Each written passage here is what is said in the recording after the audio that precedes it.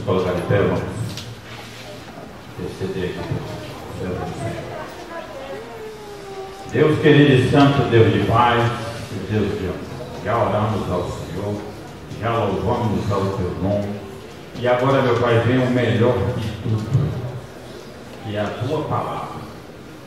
Diante de ti nós colocamos o teu servo que vai nos trazer a tua palavra. Fala através dos lábios dele aos nossos corações.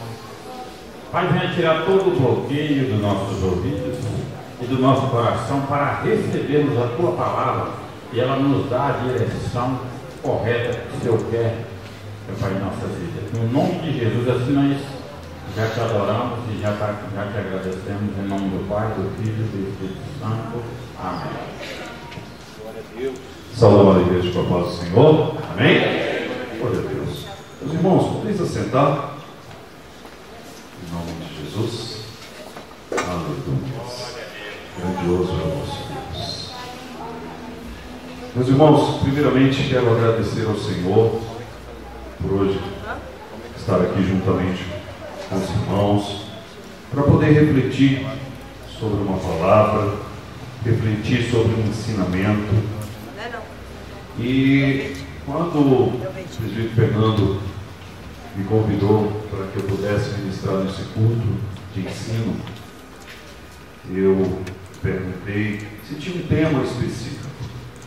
E aí ele disse que, em princípio, nós não teríamos, mas que aquilo que foi colocado no coração do nosso pastor, que este ano nós iríamos falar sobre a família, falar sobre libertação, falar sobre aquilo que o Senhor dirigiu o anjo dessa igreja. E eu fiquei muito feliz porque esse tema família é um tema que realmente me traz uma alegria falar sobre esse tema. Primeiro porque eu sei que, como já está aqui na tela, família é um projeto de Deus. E quando nós falamos sobre esse tema da família, de alguma forma, os nossos papéis, eles se multiplicam no contexto familiar. Em algum momento nós somos filhos, em algum momento nós somos pais, em algum momento nós somos irmãos, em algum momento nós somos sobrinhos, em algum momento nós somos netos, somos avós.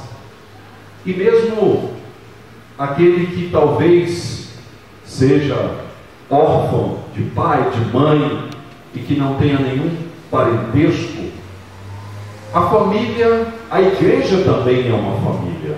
E quando você se integra a este corpo, você tem aqui irmãos em Cristo, né? Então, em qualquer contexto que seja, nós vamos nos ver dentro desse papel.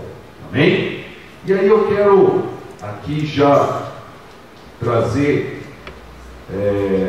diante do contexto da palavra, lá no livro de Gênesis, capítulo 2, primeiramente no versículo 7, aonde diz assim: formou o Senhor Deus o homem do pó da terra, e soprou-lhe nas narinas o fôlego de vida, e o homem tornou-se alma vivente. Então eu quero trazer aqui já a origem de como começa todo esse contexto e aonde nós nos inserimos nessa organização chamada família, né? Então o Senhor ali, após criar o céu, após criar a terra, após criar os mares, após criar os animais, o Senhor ali do pó, ele cria o homem, né? Passa o primeiro slide para mim, por favor. E aí ele cria o homem, né? E ali quando ele cria o homem, o Senhor vê que não é bom que o homem esteja só. E aí o Senhor vem e faz uma outra maravilha, né? Cria ali a mulher, né? Nós vamos lá para o capítulo 18 do capítulo 18, nós vamos lá para o versículo 18, que diz assim: Disse o Senhor: não é bom que o homem esteja só. Farei para ele uma ajudadora que lhe corresponda. Então o homem, Jesus, ele viu que não era bom que o homem vivesse só. E aí ele cria a mulher, para que fosse ali a ajudadora, para que estivesse ali do lado daquele homem. E aqui o Senhor já nos traz o princípio e a concepção da família, né? Formada por um homem e formado por uma mulher.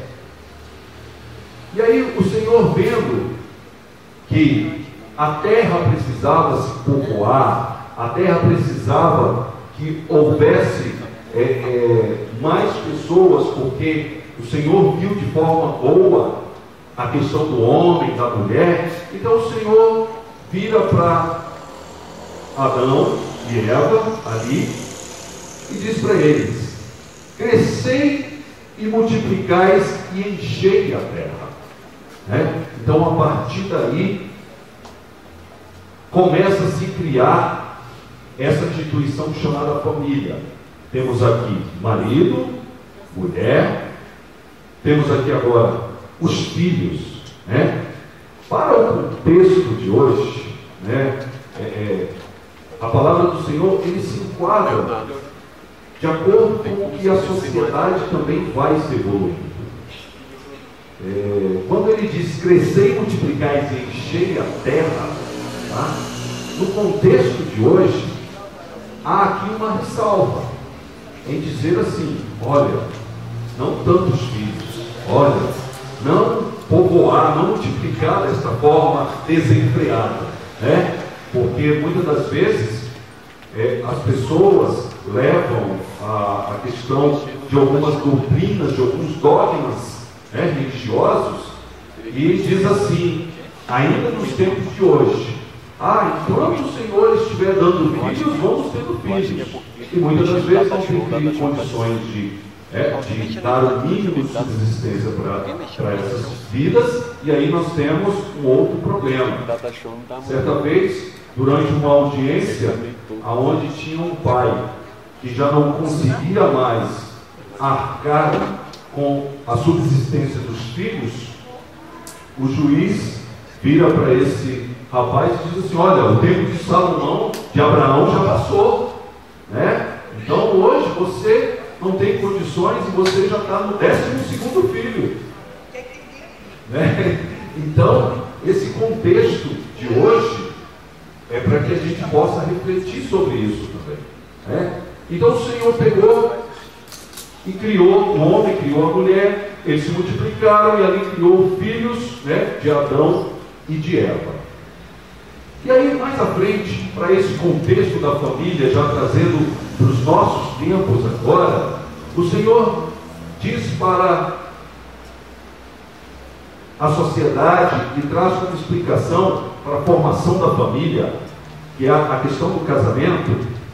Ele fala lá em Gênesis 2:24, ele diz assim: portanto, deixará o homem o seu pai e a sua mãe, e se unirá à sua mulher, e serão ambos uma só carne. Amém? Então, aqui, isso é para quem já está casado, isso é para quem pretende casar, e esse ensinamento que o Senhor traz aqui, ele é extremamente importante, porque tem pessoas que oficializam o casamento, mas não cumprem esse mandamento que o Senhor aqui deixou. E aí começa a ter problema na família, começa a ter problema dentro do casamento. Então quando o Senhor diz assim: portanto deixará o seu pai e a sua mãe, unirá a sua mulher, e serão ambos uma só carne, é que a partir de agora a tua família principal é a tua esposa, a tua família principal é o teu marido, Então, una-se numa só carne. Determinados momentos da minha vida pastoral, eu recebi casais aonde eu fui aconselhar, E casais que estavam passando por diversas dificuldades, tanto no casamento quanto na relação familiar, e justamente porque não estavam vivendo essa questão, primeiro, de deixar pai e de deixar mãe, e também não entenderam a questão de viver uma só carne. Quando nós dizemos uma só carne, nós dizemos o seguinte: a partir de agora, as dores dele são as minhas dores, os nossos recursos materiais e financeiros são nossos, tudo aquilo que nós progredirmos e conseguirmos é nosso, tá? Porque tem muitos casamentos, tem muitas famílias que ainda tem essa separação. Ah, não, o dinheiro que eu ganho é para as minhas contas, o dinheiro que você ganha é das suas contas. Se você tem uma dívida, o problema é seu. Se você tem um problema financeiro, o problema é seu. E aí não entenderam isso aqui, uma só carne. E ali já existe, dentro do casamento e dentro da família, uma divisão. Porque cada um pensa de uma forma, cada um age de uma forma, cada um toma uma decisão de uma forma. Então, uma só carne, aqui há uma concordância dentro da família. Aqui há uma concordância dentro do casamento. E os aconselhamentos que eu dei a esses casais eram justamente porque, por conta disso, o casamento, a família, as finanças, tudo estava indo à falência, porque havia ali uma divisão, né? Então, quando o Senhor nos fala, quando o Senhor nos diz uma só carne, nós precisamos viver isso dentro do nosso casamento, dentro da nossa família. Porque isso é reflexo, isso é exemplo, isso é testemunho para os filhos, para os próprios pais dos pais, são exemplos para as pessoas que ali estão nesse contexto familiar. Então, quando o Senhor trouxe isso, e ali eu pude orientar esses casais nesse sentido, mais à frente eles disseram: olha, pastor, agora as coisas estão melhor, agora nós estamos vendo realmente assim a questão da prosperidade dentro do meu lar, dentro do meu casamento. Nós não temos mais conflito com relação a dinheiro, né? Então isso é viver aquilo que a palavra do Senhor nos diz. Esse é o ensinamento que o Senhor nos diz e traz à igreja, para que aqueles que ainda não vivem um casamento onde é uma só carne, que passam a cumprir este mandamento que está escrito na palavra do Senhor, para que você possa ver as mudanças, o resultado dentro da tua casa, dentro da tua família. Amém? Glória a Deus. E aí, quando nós falamos de família, nós falamos da família Jesus. Passa próximo para mim. Família e Jesus, né? Então assim, nosso Jesus, ele veio a este mundo através de uma família. Por mais que ele foi concebido ali pelo Espírito Santo, mas ele foi concebido dentro de um contexto aonde havia pai, mãe e irmãos, né? Eu quero contar com a ajuda agora da igreja. Quem pode ler para mim em Mateus 13, 55 a 57? Que aqui vai dizer exatamente o que o pastor está falando. A palavra do Senhor traz que Jesus teve mãe, pai e irmãos. Primeiro que achar, pode ficar de pé e pode ler, em nome de Jesus.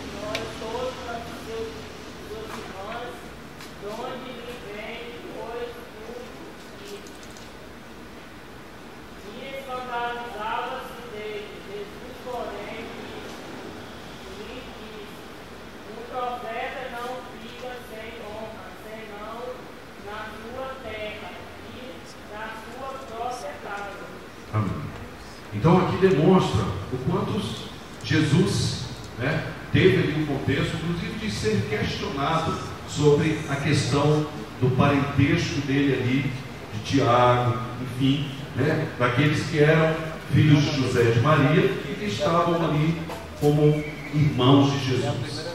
Jesus também teve aqui com uma questão de se preocupar no âmbito familiar do crescimento das crianças, do crescimento físico, social, intelectual e espiritual no seio da família. O quanto isso é importante no aspecto, nessa instituição chamada família, né? Então lá em Lucas 2,52 diz aí, coloca para nós. E crescia Jesus em sabedoria, em estatura, em graça diante de Deus e dos homens. Então, aqui demonstra o quanto o crescimento daquele futuro jovem, futuro adulto, futuro profeta, futuro profissional, futuro pastor, o quanto é importante no seio familiar que ele tenha um crescimento físico, social, enfim, que ele tenha uma saúde, né, intelectual, para que ele possa desenvolver. Então, desde já, o Senhor nos traz esse compromisso com os pequenos, esse compromisso com aqueles que estão crescendo, né, para que eles possam ter a sua integridade psicológica, social, resguardado, né, a partir do momento em que nós introduzimos a essas crianças os princípios bíblicos, aquilo que a igreja tem feito pelas nossas crianças, né, e que isso se reproduza dentro dos nossos lares, dentro das nossas casas, que isso também possa se reproduzir, que não fique só nesse tempinho dentro da igreja, mas que nós possamos ter também este compromisso, né, de que as nossas crianças, os nossos jovens cresçam sempre nos princípios bíblicos. Jesus também aqui demonstrava que quando os milagres eram realizados, Jesus tinha uma preocupação no contexto familiar, né? Então, se nós pudermos ver lá em Lucas 7, 12 ao 16, você vê que Jesus, ao fazer o milagre, ele já tinha uma preocupação com o contexto familiar, o quanto aquilo iria se propagar dentro da família. E aí, quando Jesus chegou perto da porta da cidade, eis que levavam para fora um defunto, filho único de sua mãe, que era viúva, e com ela iam uma grande multidão da cidade. É Lucas 7, 13. Logo que o Senhor a viu, encheu-se de compaixão por ela e disse: não chores. Próximo.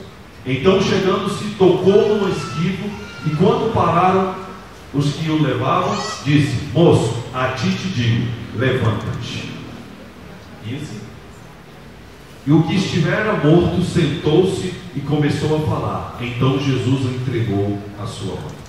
Então, até no milagre que Jesus fazia, ele se importava com a família. Ele se importava o quanto aquele milagre que ele ia fazer, não só a pessoa que recebia ficaria contente, feliz por ter recebido, mas Jesus se preocupava com a compaixão, com aquela dor que aquela outra pessoa estava passando, que aquele contexto familiar era importante para que todos se sentissem alegres com a bênção que o outro recebeu, que o ente ali, neste caso, tinha recebido, né? Então, o Senhor já preocupava com isso. A outra questão no âmbito familiar foi Jesus ensinar a orar. Jesus ensina os filhos a orarem ali, as pessoas que estavam ali a orarem, o Pai Nosso, sabendo que ele tinha que dirigir a oração ao Deus, ao Pai. Então, ele, no momento do ensino da oração, Jesus se preocupava em ensinar a todos qual era a oração a se fazer. E aí, quando lá em Mateus 6,9 ele diz: então orem assim. Portanto, orai-vos pessoas desse modo: Pai nosso que estais no céu, santificado seja o teu nome. Então o Senhor Jesus, ele tinha a preocupação de repassar que a importância da oração e como deveriam ser dirigidos. Então aqui não só a questão de que seja uma repetição, mas a oração que Deus nos ensinou, se nós passássemos a interpretar a profundidade de cada palavra que existe nessa oração, nós vamos saber o quão importante é a questão da oração. Então, Jesus aqui também, em todo momento, ele se preocupava na questão da oração, de repassar o ensino da oração. E aqui também o Senhor enfatizou no quarto mandamento a questão de honrar pai e mãe.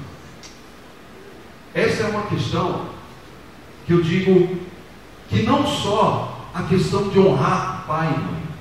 Nós vimos hoje que a sociedade, ela está sofrendo de um mal muito grande. Em todas as áreas a sociedade tem sofrido, justamente porque as famílias estão dilaceradas. As famílias, elas não têm como base o ensinamento bíblico. Então, as famílias hoje, elas sofrem muito por conta disso. E não só, aqui eu quero chamar uma atenção da igreja, mas também atenção com relação a honrar pai e mãe, mas a questão também do respeito aos mais velhos, que a nossa sociedade hoje ainda não entende essa questão. Muitas das vezes até no próprio tratamento que é dado, de um jovem a uma pessoa mais velha, não tem muitas das vezes o vocativo senhor, senhora. Não consegue compreender que a pessoa mais velha, ela tem prioridade.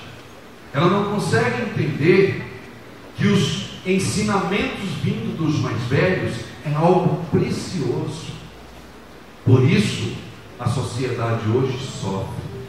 Por isso que nós temos visto tantas famílias chorando pela perda dos filhos tão novos. Por quê? Porque os filhos não entenderam a questão de honrar pai e mãe. Até mesmo porque há uma promessa aqui nesta palavra, aonde o Senhor diz: honrai pai e mãe, para que os seus dias sejam prolongados nessa vida. Então, trazer o contexto bíblico, trazer um ensinamento aos nossos filhos, a nossa família, com relação a honrar pai e mãe, é extremamente importante. É extremamente um fator que nos leva a ter uma condição de nós vermos o nosso futuro lá na frente.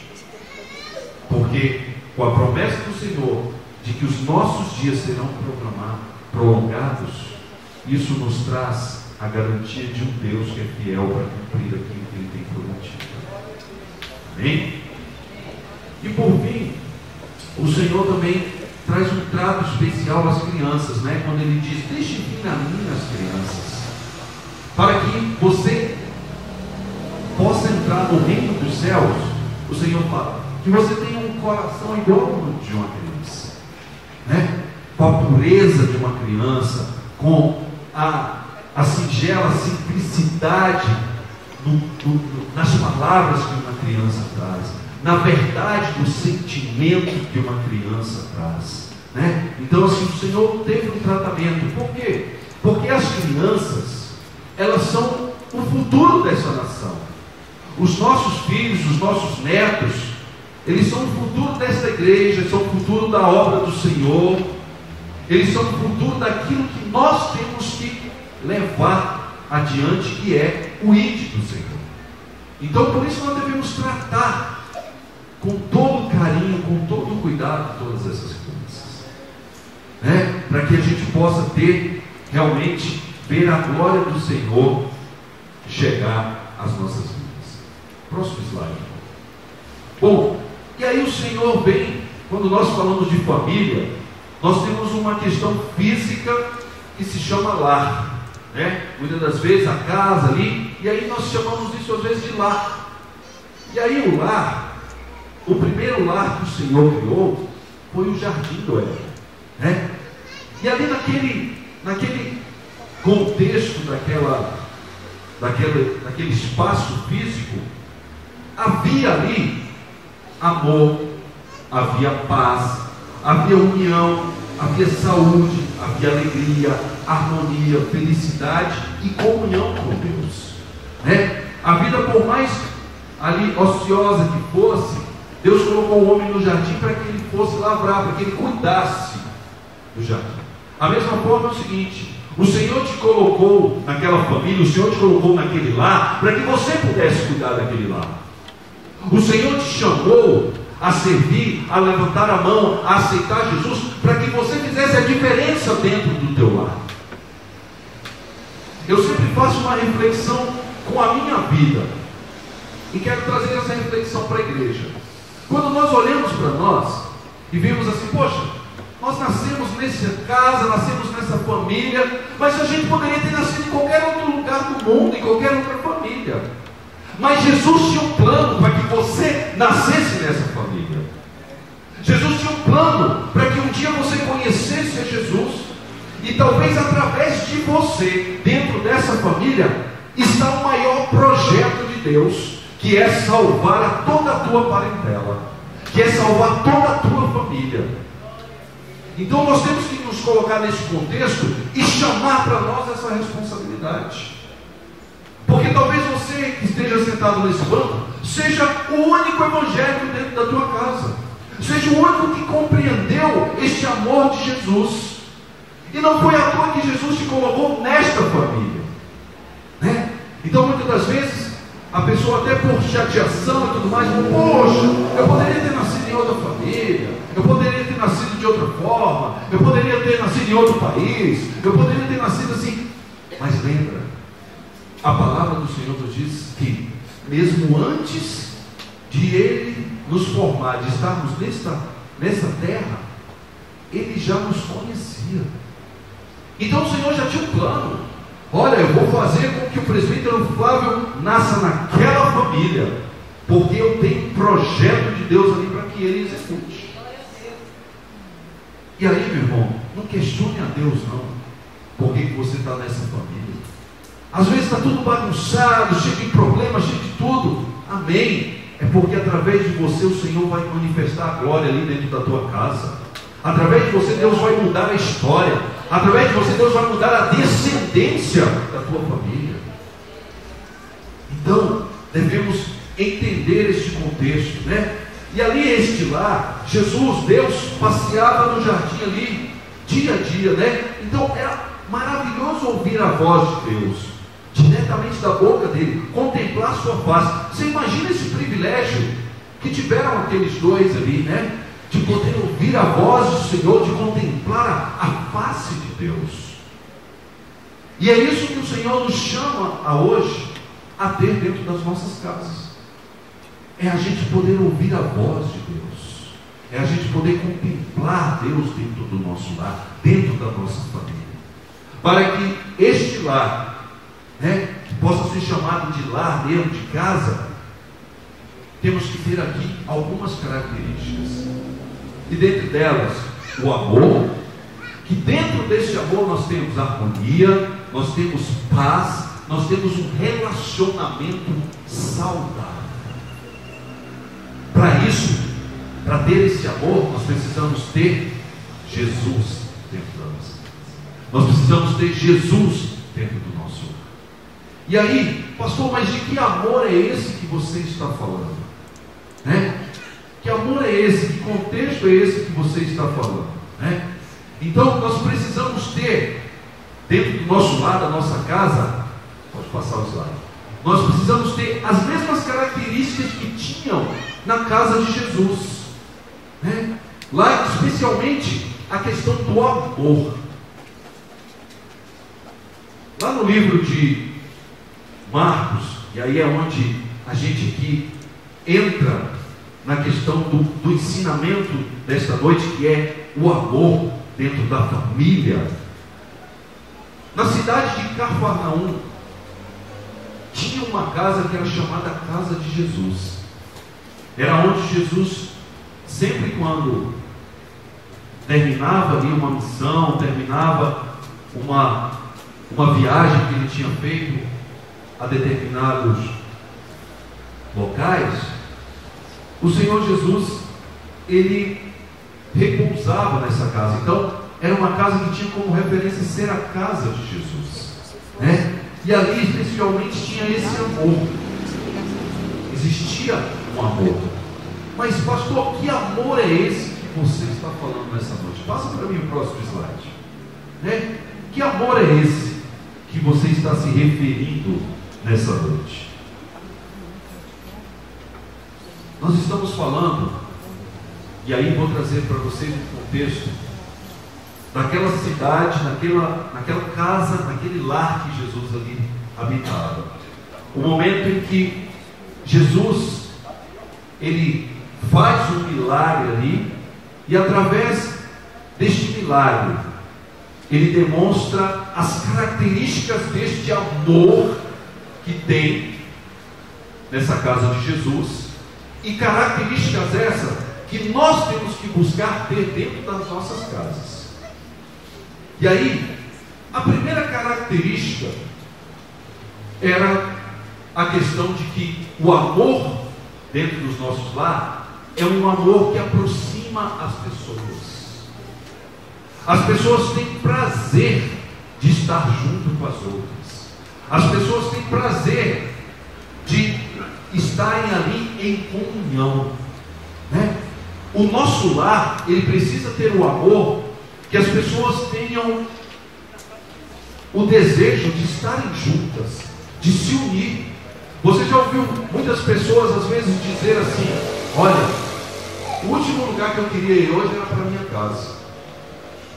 Pessoas que falam assim: olha, eu prefiro trabalhar até mais tarde do que voltar para casa. Eu prefiro muito mais estar na rua do que estar em casa. Então, a casa aonde tem o amor de Jesus não é assim. As pessoas sentem prazer de estarem juntas.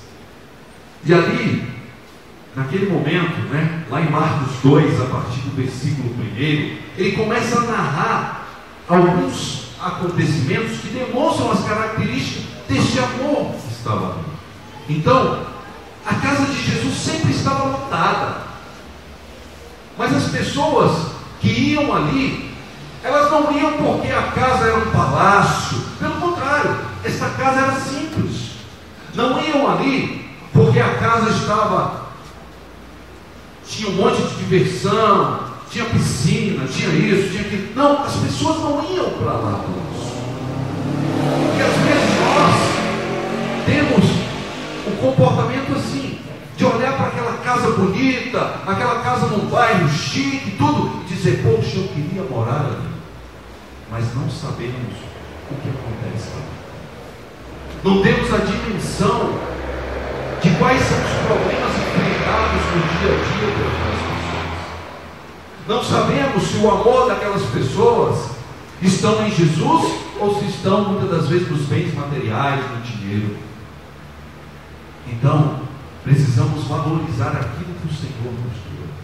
Precisamos valorizar a nossa casa, a nossa família, porque ali sim, as pessoas sentiam o amor vindo de Jesus.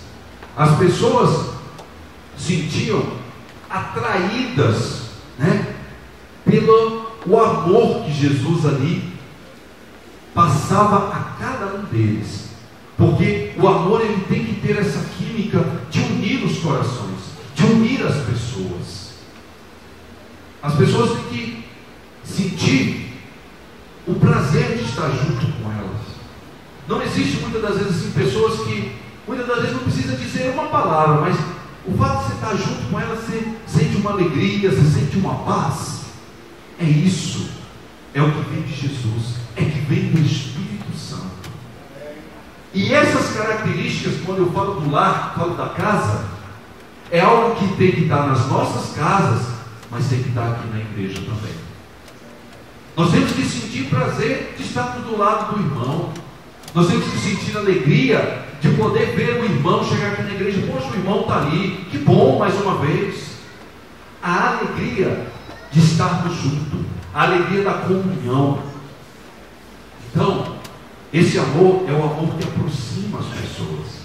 Uma outra característica, pode passar, uma outra característica do amor é que o amor, ele tem que exercer a misericórdia. E a misericórdia, ela é a compaixão pela dor do outro. Quantas vezes, nas próprias casas, na própria parentela, as pessoas estão vendo o seu ente querido sofrer, o seu ente querido passar por uma situação difícil, e você não tem ali a atitude de estender, a atitude de abraçar, a atitude de dizer: eu vou aí orar por você, eu vou aí te dar um abraço, eu vou aí ouvir você, eu vou aí chorar junto com você, eu vou aí rir junto com você. Ali na história, naquele momento que Jesus estava naquela casa ali, havia um homem que era paralítico, né? Que estavam ali, e aquele homem precisava chegar até Jesus para que ele pudesse receber o milagre de Deus. E aí é exatamente o momento em que aqueles dois homens, através do amor de Jesus, que aí levam a eles a ter um coração para exercer a misericórdia. E aí ele olha para aquele homem paralítico ali e fala: eu preciso ajudar esse homem, eu preciso ajudar esse homem a chegar a Jesus. Quantos dos nossos parentes estão precisando de uma ajuda para chegar a Jesus? Quantos dos nossos parentes precisam saber que Jesus é lindo, que Jesus transforma, que Jesus cura, que Jesus salva?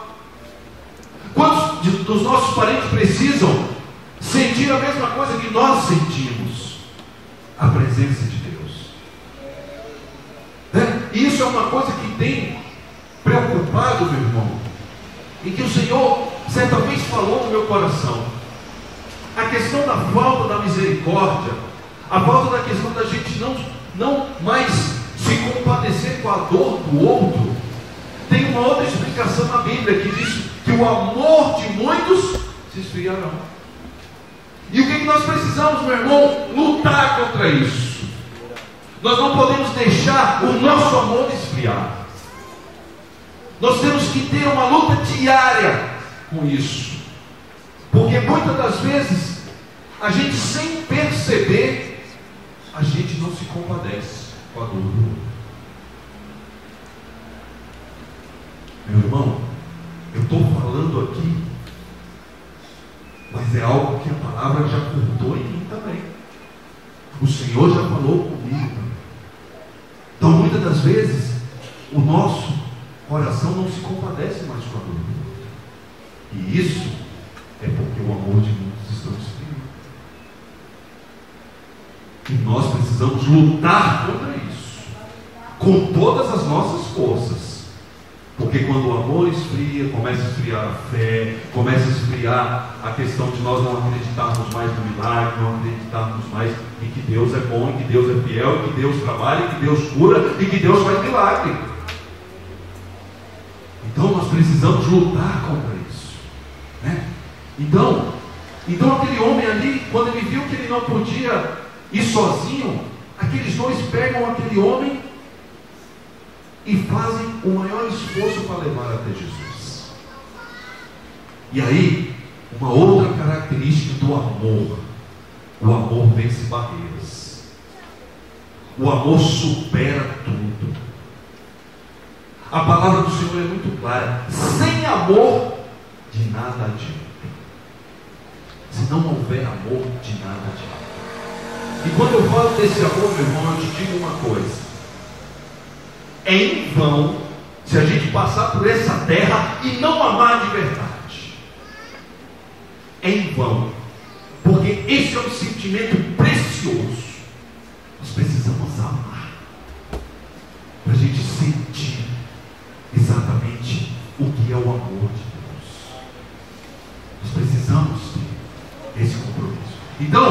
O amor, ele vence barreiras.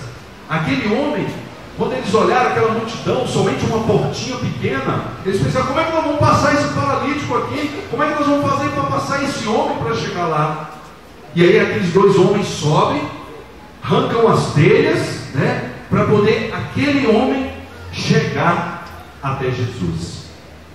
E aí a ousadia nos ajuda a vencer as barreiras. Às vezes precisamos ser ousados. Às vezes nós precisamos ser corajosos, principalmente na obra do Senhor. Às vezes nós precisamos ser corajosos, porque nós precisamos às vezes enfrentar o inimigo. Às vezes nós precisamos pedir ao Senhor de nos dar discernimento, sabedoria e inteligência para poder vencer aqueles obstáculos. Então nós precisamos saber que o amor é um amor que nos ajuda a vencer as barreiras. E aí o amor também, esse amor que precisa estar na nossa família, na nossa casa, é um amor que acredita no impossível. O nosso amor tem que acreditar no impossível. Aqueles homens acreditaram, com aquele amor que eles tiveram, eles acreditavam que levar até Jesus, aquele homem seria salvo. Então muitas das vezes nós precisamos olhar com amor e ver que podemos crer no impossível. O amor que está dentro da nossa casa é ver o impossível. É ver aquele filho que às vezes está na droga, é ver aquele homem, aquela mulher às vezes que está no alcoolismo, às vezes é ver aquela pessoa que está com uma enfermidade, às vezes é aquela pessoa que precisa de uma porta aberta. É nós crermos no impossível. O amor que nós precisamos ter dentro da nossa casa é saber assim: o Senhor vai agir, o Senhor vai mover, o Senhor vai transformar, o Senhor vai fazer algo diferente dentro dos nossos lares. É a gente crer no impossível. O amor de Deus, nós temos que crer no impossível. Nós temos que ver o impossível diante de Deus.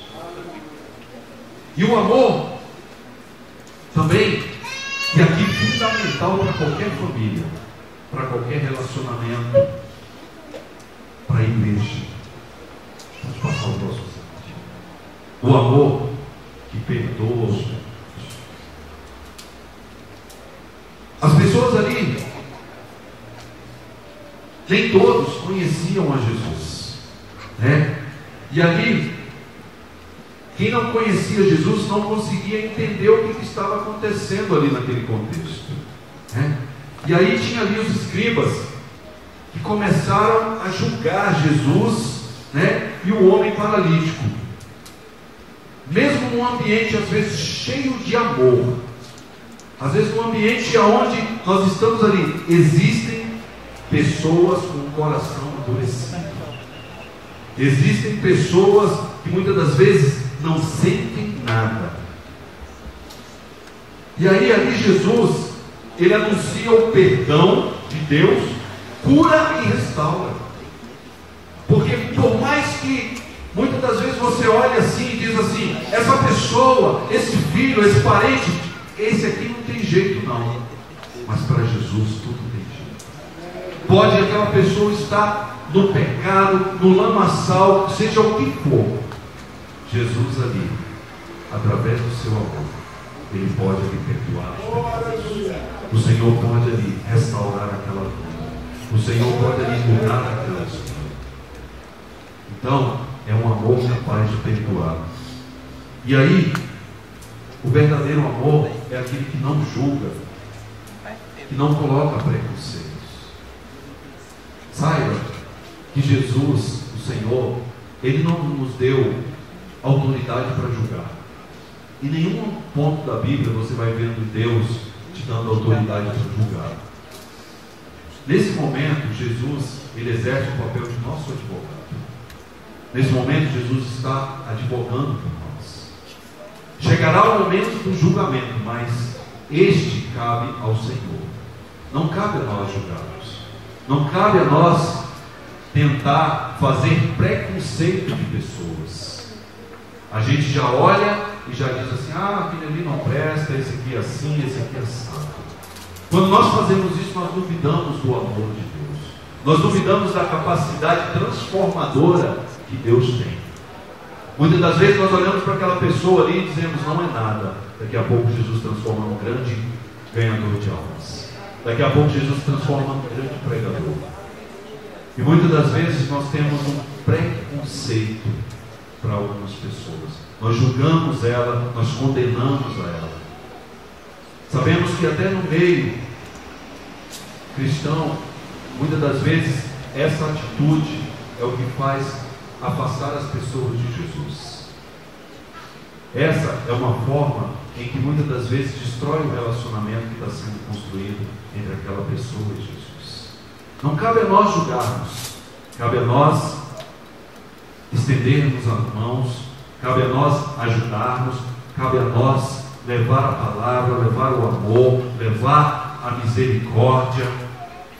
Cabe a nós isso. O ide do Senhor para nós, com toda a seriedade que há neste ensinamento, é de cumprir aquilo que o Senhor tem nos mandado. Quando Ele fala, sejais imitadores de Cristo, é nisso. Se nós olharmos a passagem de Jesus nessa terra, Ele só andou com quem não prestava, mas transformou a vida daquelas pessoas. Jesus não escolheu andar só com aqueles que já estavam com a situação resolvida. Jesus foi atrás daqueles que precisavam de um abraço, de uma palavra, que precisavam conhecer Jesus. E esse é o amor que temos. E o amor que cura e levanta o próximo. É disso que eu estou exatamente me referindo. Ali, Jesus percebeu que estava perdendo tempo com aquela discussão com aqueles escribas. Então ali Jesus converteu toda a sua ira, transformando amor em cura para restaurar aquela vida. Porque Jesus ficou irritado com aqueles homens que ali não entendiam aquele contexto, né? Então, é isso. O que o Senhor fala, não perde tempo. Não perde tempo com, às vezes, muitas das vezes, discussões, com julgamentos, se está certo, se está errado. Existem vidas precisando ser curadas e erguidas. Em todos os lugares existem vidas precisando disso. E muitas das vezes canalizamos nossas energias para algo que não vai trazer resultado para o reino do Senhor. Às vezes perdemos tempo com algo que não vai trazer benefício para a obra do Senhor. E o Senhor tem nos chamado a levar o seu amor, a levar o seu abraço a cada uma dessas pessoas.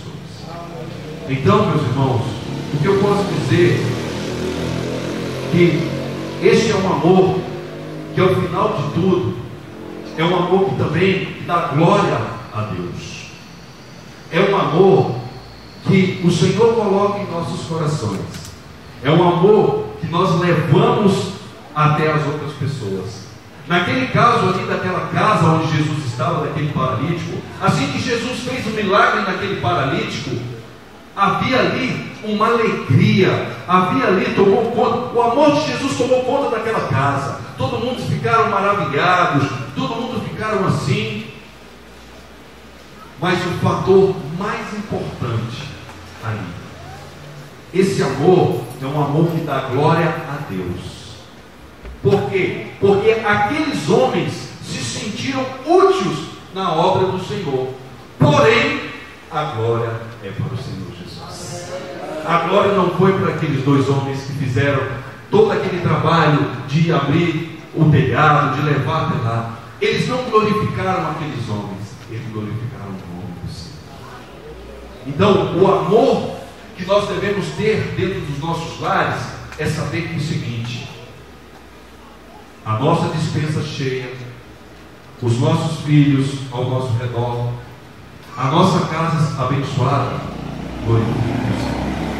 Não é mérito nosso de conseguirmos colocar as coisas dentro de casa, é mérito do Senhor que abriu uma porta de emprego para nós, é o Senhor que abriu uma forma de renda para nós, é a forma que o Senhor tem trabalhado nas nossas vidas, é uma forma que a mão poderosa do Senhor está sobre o nosso lar, não deixando vir a enfermidade, dizendo, cumprindo a promessa dele, que nenhum mal, nenhuma praga chegará à sua tenda. que o nome do Senhor seja glorificado, que entendemos que toda a honra, toda a glória é do Senhor, que o Senhor não divide na glória dele com o seu ninguém. O Senhor tem que ser glorificado. Este é o amor que tem que estar dentro da nossa casa.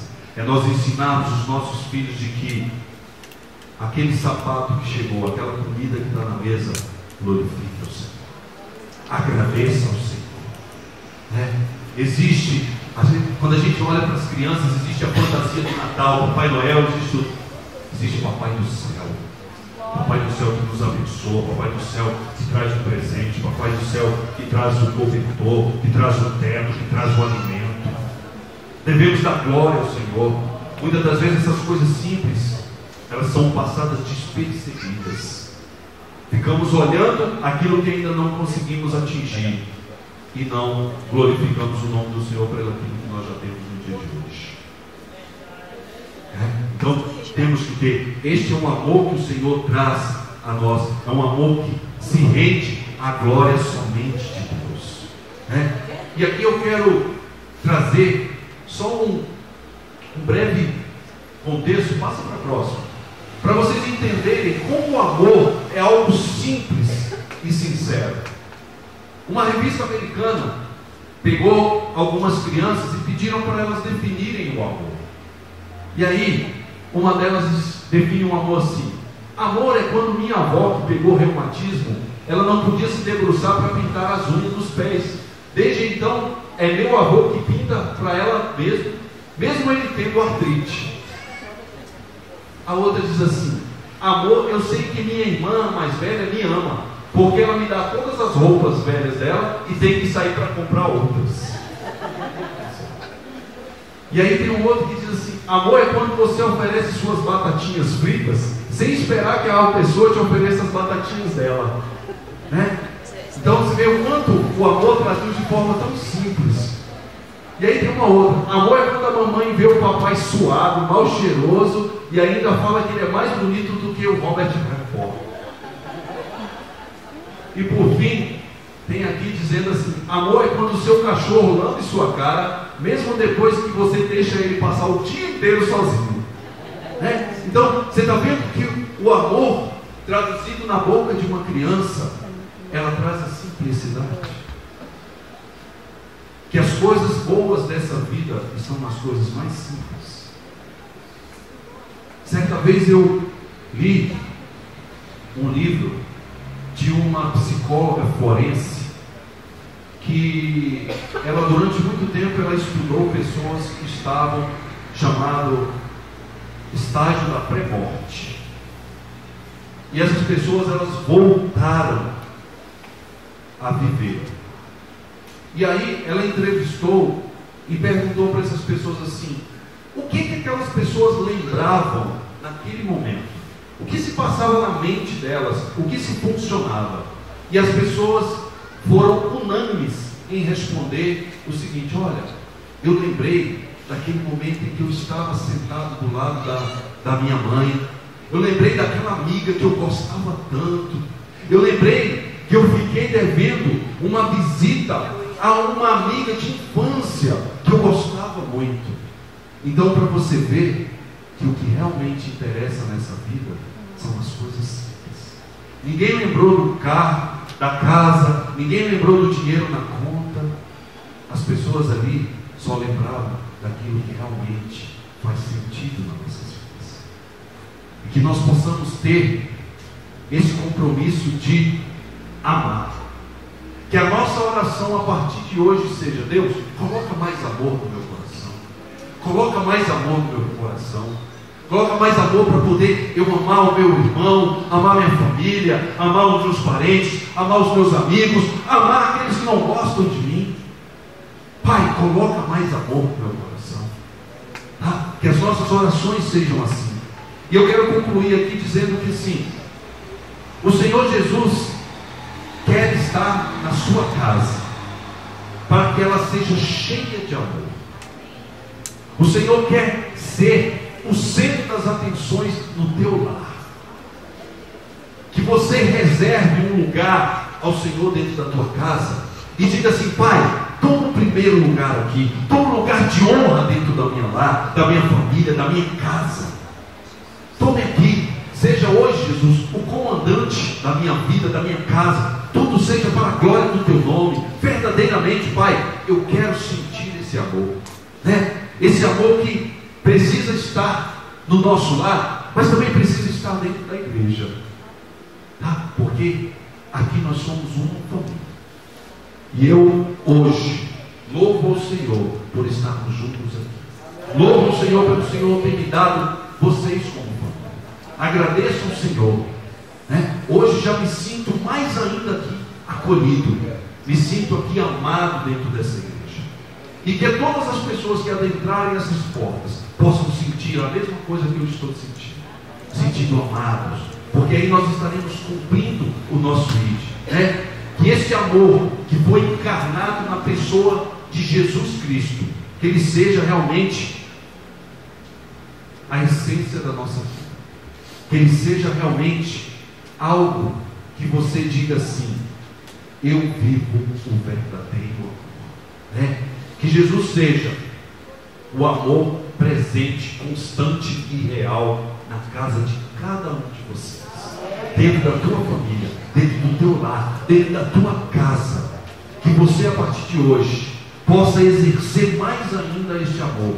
Eu sei que vocês têm esses princípios, mas o princípio teórico, não, por si só, ele não gera o resultado. Precisamos botar em prática. Ah, isso é do noite para o dia? Não, isso é exercício. Precisamos exercitar. Então, se você não está acostumado às vezes a chegar aqui, dar um abraço ao seu irmão, dê um abraço ao seu irmão. Pergunte a ele como é que estão as coisas. Pergunte a ele se ele precisa que você ore por ele. Dê um abraço. Fale com o seu irmão. Dentro da tua casa, se existe alguém que precisa do teu perdão e que você precisa ser perdoado, perdoe. Perdoe. Faça a reconciliação dentro do seu lar, para que as pessoas possam ver em você o brilho do Espírito Santo, que eles possam ver em você uma mudança real mesmo da presença de Deus. E não se importe com o que as pessoas vão dizer ou vão pensar. O importante é que você está fazendo a vontade de Jesus, você está fazendo a vontade de Deus. E eu quero convidar a igreja a ficar de pé, para que a gente possa fazer uma oração, que, pedindo a Deus que nos dê mais amor, que nos dê mais dele, que possamos ser realmente imitadores de Cristo. Então eu quero que você agora feche os teus olhos, coloque a tua mão no teu coração. Aleluia. Coloque a mão no teu coração. Se ligue agora ao céu. Se ligue agora ao trono do Senhor Jesus. Soberano Deus, amado Pai. Jesus, obrigado, Deus, pela tua presença aqui nesse lugar. Jesus, obrigado por nós termos conhecido o teu amor. Amor esse incondicional. Amor esse, Jesus, que não olhou o nosso modo de viver, não olhou as circunstâncias que nós estávamos.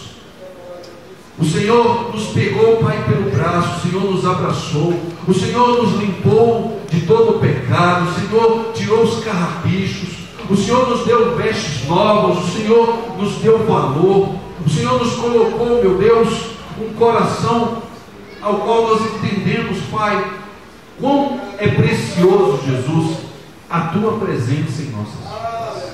Pai, que o Senhor nesta noite, Pai, coloque mais amor em nossos corações.